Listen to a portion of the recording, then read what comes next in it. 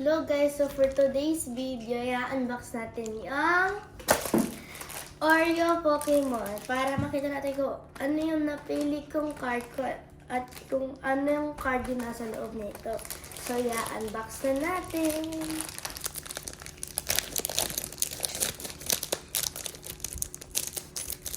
Sila na.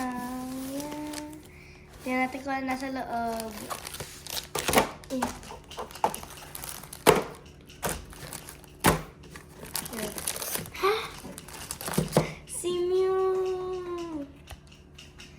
Guys, papakita ko sa inyo yung buong collection ko.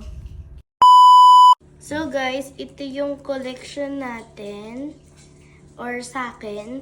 Ito yung unang-una na nakuha is si Pikachu. Ito.